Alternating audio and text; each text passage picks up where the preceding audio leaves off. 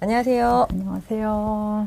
오늘은 그 시장에 숨겨진 고수를 한번 모시고 이제 부동산 시장에 대해서 한번 좋은 정보를 드리기 위해서 루센트 블럭의 안명숙 이사님을 모시고 좀 좋은 얘기를 한번 나눠보고자 합니다. 자, 이사님 일단 그 루센트 블럭이라는 회사를 모르시는 분들이 좀 많을 것 같은데 네. 간단하게 소개 좀 부탁드릴게요. 네, 이제 뭐 4살밖에 안 된 스타트업 기업이고요. 저희가 추구하는 사업은 이제 모든 사람들이 부동산을 소유할 수 있도록 결국 그렇게 되려면 부동산이 너무 고가의 자산이다 보니까 자르자. 그래서 주식처럼 한 주당 5,000원짜리로 그래서 본인의 여력에 맞게 뭐 수익성 부동산을 잘라서 살 수 있도록 만든 거래하는 플랫폼을 운영하고 있습니다. 그래서 소유라고 저희가 서비스 네네. 이름이고요. 회사 이름이 이제 루센트 블록인데 지금 이제 4개의 물건까지가 공모가 돼서 상장이 벌써 돼 4개나 있습니까? 네. 그래서 아직은 400개, 4,000개 이렇게 돼야 되는데 네네. 네, 그래서 아주 열심히 하고 있으니까 한번 작게 어떤 새로운 투자의 경험이다라고 네네. 생각하셔서 들어가셔서 많이 참여해 주시면 감사하겠습니다. 그러니까 쉽게 말씀드리면 조각 투자라고 설명을 해도 되는 거죠? 그렇죠. 큰 부동산 물건을 맞습니다. 소액으로 조각 투자할 수 네네. 있는 플랫폼을 만드신 거죠? 그렇죠. 예. 사실 이자와 배당 소득을 매월 지급하는 금융상품을 제가 되게 많이 소개를 시켜드렸는데 부동산 투자도 저희가 그전에 알고 있었던 리츠 말고도 이렇게 다양한 방법으로 또 다양한 부동산에 이렇게 투자해서 임대소득 그다음에 맞아요. 뭐 배당 수익도 함께 누릴 수 있는 이런 투자 플랫폼들이 이제 많이 생기고 있어서 맞습니다. 예, 예. 나중에 또 기회가 되면 좀 더 자세하게 말씀 한번 나눠보기로 하고요. 네. 오늘은 이사님 제가 말씀 듣기로는 이사님께서 이번에 최근에 그 서울의 머니쇼에 네. 참가를 하셨다는 말씀을 들었어요. 네, 그래서 네. 아마 코로나가 끝나고 나서 굉장히 많은 분들이 참가했다고 말씀 들었거든요. 머니쇼에 여러 강의 섹션이 있는데 뭐 저는 다른 부동산 전문가들과 함께 매경 부동산 전문 기자가 네네. 같이 토론을 이제 운영하는 세션이었는데 네. 물론 이제 코로나가 거의 끝나가는 시점이기도 그쵸. 한데 일단 부동산 시장이 썩 좋지 않았다라고 많은 사람들이 생각해서 과연 손님들이 많을까 이런 의구심을 갖고 매경 측에서도 아마 반신반의했던 것 네네. 같은데 아마 모든 세션 중에서도 오히려 뭐 주식이나 이런 데보다도 역시 부동산에 간 역시. 신청자가 네. 굉장히 많았다 이런 네네. 얘기들을 하셨고 실제로 많은 분들이 관심을 가져주셨는데 제가 느끼기에는 네. 제가 이제 쭉 뭐 한 10년도 훨씬 이전부터 매경 머니쇼를 쭉 이렇게 간헐적으로 참여해서 그런 참가자분들의 성향이나 이렇게 뭐에 관심인지를 네. 보면 최근에 눈에 띄게 달라지는 것들은 일단 강의장에 오시는 분들의 연령이 네. 굉장히 젊어졌다. 젊어졌다. 젊어졌다. 예. 그래서 이거는 부동산이라는 것이 옛날에는 제가 그 이전에 금융권에서 이제 부자 고객들을 컨설팅 해주면서 네네. 느꼈던 그 2000년대 중반에 부동산 시장을 끌었던 것들은 돈 많은 부자들이었다라는 그렇죠. 생각들이 있었거든요. 네네네. 근데 어느 순간부터 이게 빠른 속도로 변하면서 네. 서울 아파트를 사는 사람의 연령층도 네. 40대에서 30대, 20대로 굉장히 낮아지는 것들을 보면서 이거는 네. 집단 지성의 힘이라는 것들이 네. 시장의 흐름을 굉장히 바꾸고 있다. 그래서 지금 스타트업에서도 느끼는 거지만 아무튼 저는 그런 기반에서 보면 앞으로 나의 경험으로 시장을 판단해서 투자에 대한 어떤 확신을 가지고 투자하시는 것이 꼭 맞지 않을 수 있다는 거죠. 바뀌니까. 그렇네요. 네. 저 한번 점검 한번 해봐야겠네요. 예. 그러면 굉장히 뜨거웠던 열기를 저희 안명숙 이사님께서 말씀을 주셨는데 그럼 제가 되게 궁금했던 게 네. 일단은 참가자들의 연령대가 어려졌다. 그리고 실제 상반기 신문에서도요. 지금 뭐 아파트 매수자들이 젊은 층들이 많이 매수가 늘어났다 이런 기사 네, 본 네. 적은 있었어요. 예. 근데 확실히 그걸 또 현장에서 느끼셨네요. 그죠? 그렇습니다. 그래서 그렇다면 전 또 궁금한 게 거기 참여하신 분들이 가장 많이 질문하는 게 뭐였나요? 이사님. 어떤 걸 궁금해 하시던가요? 굉장히 용감하게, 그러니까 제가 예상을 했고 아마 이런 관심이 있지 않았을까라고 생각했던 것에 벗어나진 않았는데 네네. 경기도에 사는데 네. 서울로 옮겨 갈아타도 됩니까? 그치.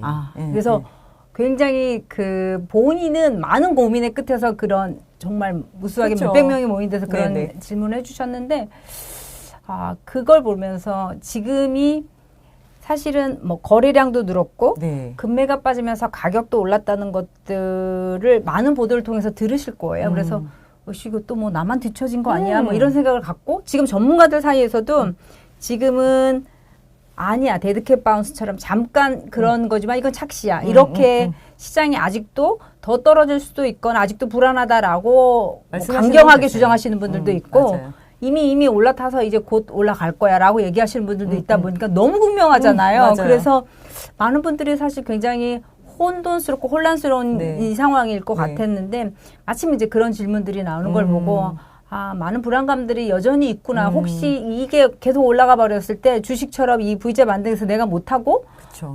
또 기회를 잃는 거 아닌가에 대한 우려들이 있었구나라고 보였어요. 예. 그렇네요. 그러니까 여전히 관심이 좀 네. 뜨거운데 네. 맞아요. 어떤 언론상에서만 봐도 앞으로 올라갈 거다, 아니다, 지금부터 폭락이 시작한다 이런 게 이제 극명하게 좀 나눠져 있다 보니까 네. 참가자분들도 굉장히 힘들으셨을 것 같아요. 네. 자, 그래서 저는 궁금한 게 뭐냐면 그러면 아까 말씀 주셨던 것처럼 지역에 계신 분도 그다음에 이렇게 경기도 외곽에 계신 분도 강남에 진출하는 게 서울에 지금 아파트를 사는 게 맞느냐는 질문이잖아요. 네. 자, 그래서 오늘 그 질문에 대한 얘기를 조금 더 깊게 한번 이사님과 나눠볼까 합니다. 자, 그러면 강남 아파트 처음부터 딱 사기 어렵단 말이에요, 네, 이사님. 네. 자, 저희가 어떻게 접근하는 게 좋을까요? 사실은 뭐 그거는 나의 여력에 따라서 접근하는 방법이 다를 수밖에 없기 때문에 그쵸. 그게 정답은 있지 않다라고 보여지는데 제가 최근에 이제 데이터를 면밀히 보면서 하나 재밌다고 느꼈던 건 뭐냐면 보통 이제 강남 아파트가 거래되는 건수가 연간 한 5천 건 정도 아파트가. 연간? 예, 네. 그러면 월로 치면 한 400건 이상 정도의 아파트가 이게 한 2006년부터 2022년, 그 17년간 통계니까 그렇게 크게 벗어나진 네, 네, 네. 않는데 물론 경기가 좋고 시장이 뜨거울 땐 거래량이 좀 늘지요. 예, 그렇지 않을 수도 있고 물론 이제 정부 규제에 따라서 조금 움직이기도 하긴 하지만 그러면 보통 강남 아파트를 가장 많이 사는 사람은 어디에 사는 사람이 가장 많이 살 것 같습니까? 사실은 강남에 사는 사람일 것 같아요. 그죠. 내가 살고 있으니까. 예, 그래서 보통 강남 아파트 매입하는 사람의 분포를 보면 강남구 거주자가 한 50% 조금 안 되는 거, 평균적으로. 안 된다. 조금 안 되고. 그 다음에 강남이 아닌 강남 외 서울 지역. 네네. 예, 그쪽에 거주하시는 분들이 한 30% 내외. 네네. 그 다음에 나머지가 그냥 강남 사실 전국구니까 네네.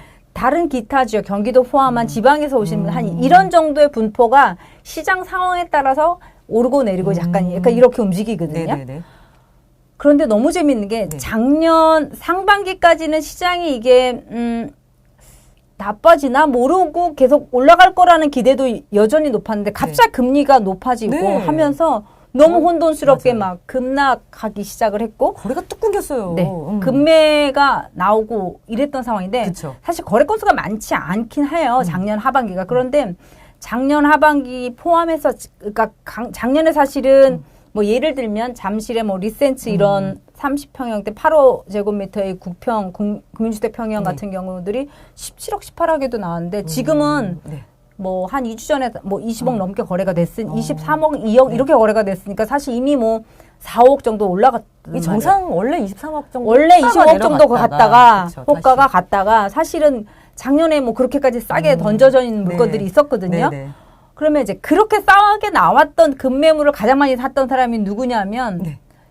70%가 강남. 오. 그러니까 평균적으로 50%안 되는 게 네. 보통 강남 아파트 사는 사람의 비율이었는데 작년에 강남 아파트 가장 많이 샀던 사람은 강남에 거주하시는 분들이었어요. 그렇구나. 그러면 뭐 예를 들면 여러 가지가 있을 수 네네. 있겠죠. 근데 뭐 나도 그거 싸다고 생각했지만 돈이 묶여 있는데 어떻게 할 거야? 맞아. 돈이 없어서 못 살 수도 있고 대출도 안 됐고 네. 뭐 그렇지만 더 떨어질지 모르는 불안감이 더 지배했을 거예요. 돈은 맞아요, 있음에도 맞아. 불구하고. 근데 내가 강남에 살아본 사람 입장에서는 야, 이 가격은 너무 싼 거야. 맞네. 라고 판단하면 네. 더 적극적으로 매수할 수 있었을 거고 그 네. 가격에 판단할 때 강남의 주변에 사는 사람들을 보면 지금의 이 가격과 시장 상황이 그렇게 불안하거나 이 가격이 위험도가 큰 가격이 아니다라고 조금 더 확신을 가질 수 있을 것 같아요. 네. 예, 그렇기 때문에 더 적극적으로 매수하지 않았을까라고 생각이 들고 그러고 나서 올해로 들어와서는 네. 어떻게 바뀌냐. 1분기까지 데이터를 보면 아까 50, 30, 20의 비율이 네. 강남은 일단 매수세가 금매를 사고 쭉 빠지고 나서는 강남 외에 서울에 계신 분들이 적극적으로 매수해서 거의 45% 가까이 매수에 나서고 그러니까 그러니까 이제 다시 이게 정상화된 거네요? 아니요. 그죠? 그렇게 아닌가? 보기보다 사실은 30이 있던 게 15%포인트만큼 더 늘은 거야. 그러니까 강남 지역으로 들어가려고 했던 분들이 그쵸. 조금 거래가 되니까 바로 이때야 해서 이제 넘어오기 시작하는 그쵸, 수요가 그쵸. 있는 거죠. 그래서 이걸 보면서 제가 오늘 아니면 또 주변 분들한테 이 데이터를 보면서 느끼는 건 뭐냐면 주변에 왜 저희도 애를 키우다 보니까 그쵸.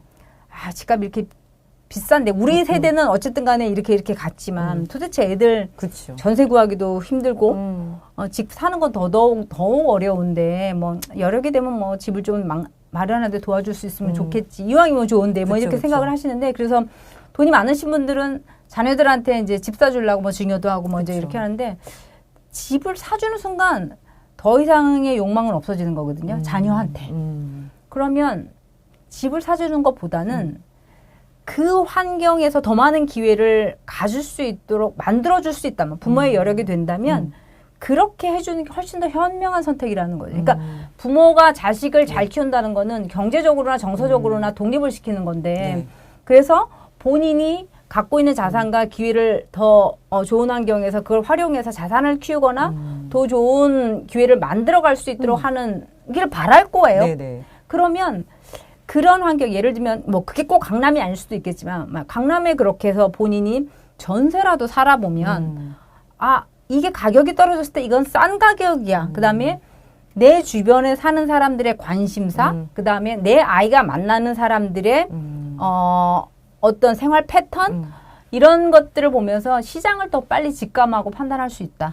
트렌드를 따라갈 수 있다. 이건 사실은 주입식도 아닐 거고요. 그쵸. 예, 이거는 공부가 아니고 그냥 생활 속에서 얻어지는 재테크의 산 지식과 경험이 될 수 있기 때문에 여력이 된다면 부모 입장에서는 억지로 세금에 대한 이슈와 여러 가지를 감내하면서 집을 무리하게 사주기보다는 거기에 집을 얻어주거나 네네. 살아서 본인이 경험할 수 있도록 기회를 만들어주는 거. 저는 그래서 이게 약간 생활인데 자녀를 키우면서 차라리 물고기 잡는 법을 알려주려면 네네네. 교육 때문에 강남에 이사가는 것뿐만이 네네. 아니고 이제는 뭐 본인들이 사업적으로나 어떤 경제적으로 독립을 할 수 있도록 부모가 기대를 해서 만들어준다면 강남에 이런 아파트를 사야 돼라는 뭔가 정답 같은 거를 찾아주기 위해서 강의장을 70대 넘는 분들도 맞아, 많이 맞아. 찾아주고 네, 계신데 맞아요.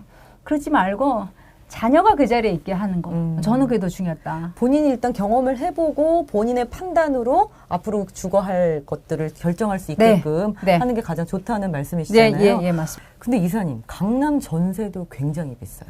그러니까 이제 예를 들면 강남 전세를 전용 60제곱미터 그러니까 25평짜리 강남 전세 들어가는 것도 7, 8억 하잖아요. 너무 비싸요. 그러면 7, 8억을 주고 아파트를 살 것이냐 서울에서 아니면 강남에 전세를 살 것이냐인데 이거는 사실 하나의 답은 있는 건 아닌데 그렇게 비싸게 전세를 사는 게 맞냐라는 생각을 하실 수 있지만 네네네. 경험과 기회를 산다고 생각하면 좀 다른 거다라는 거죠. 그래서 그러네. 이걸 꼭 하나의 가치로만 집을 매입하는 것도 아닌데 뭐하러 남한테 이렇게 남의 집에 전세를 비싸게 사는 거야. 의미 있다는 거죠. 네, 의미 있다는 생각이 들어서 조금은 다른 시각과 젊은 분들 앞으로 집을 장만할 분들이 어떤 환경에서 어떻게 판단을 하고 재테크를 하고 있는지를 관심을 갖게 된다면 아마 이제 앞으로 재테크의 패턴과 결정하는 방법 그다음에 뭐 시장의 흐름 이런 것도 조금 과거와는 달라지거나 그 속도가 달라지고 있다는 걸 저는 좀 많이 느낍니다. 네. 좋은 말씀이신 것 같아요. 일단은 이제 집을 사주기 위해서 부모님께서 딱 이제 정답을 내려서 그 지역을 찍어서 강남 아파트를 사주시기 전에 일단은 전세로 만약에 사주실 수 있는 능력이 되시거나 전세를 주실 수 있는 능력이 있다면 네. 자식이 먼저 거기를 경험해보고 스스로 주거지를 판단할 수 네. 있게끔 네. 기회를 주는 게 더 낫다는 말씀이신 맞습니다. 거잖아요. 네. 그리고 지금 이사님 말씀 보니까 데이터를 보니까 확실히 이렇게 급매가 나오거나 저가로 내려갔을 때 강남 아파트를 가장 싸게 매수하시는 분이 강남 당연히 사람. 그 지역에 사는 사람들 알거든요. 네, 이게 싸다는 네. 것도 알고 네. 그다음에 좀 그런 생각도 있으시더라고요. 어차피 내가 들어가서 살 거니까 앞으로 살면 되니까라는 네, 네. 생각 때문에 더 과감하게 남들보다 더 베팅을 좀 하실 수 있는 맞아요. 환경이 된 것 같아요. 맞습니다. 네네. 그래서 지금 이제 아파트 매매에 대해서 접근하는 방식이 무조건 처음부터 매수보다는 전세부터 살고 거기서 추가 매수 기회를 보는 것이 접근하는 방법 중에 더 현명할 수 있겠다라는 말씀을 이사님께서 주신 거 맞습니까? 네, 맞습니다. 네. 그래서 제가 오늘은 지금 이제 강남 아파트 매수하기 전에 어떻게 한번 이렇게 접근하는 게 좋을까를 데이터를 가지고 한번 말씀을 드렸는데요. 다음번에도 저희 이사님 모시고 더 재미있는 얘기, 더 좋은 정보로 인사드리도록 하겠습니다. 자, 오늘은 여기까지 저희 준비했어요. 감사합니다. 네, 감사합니다.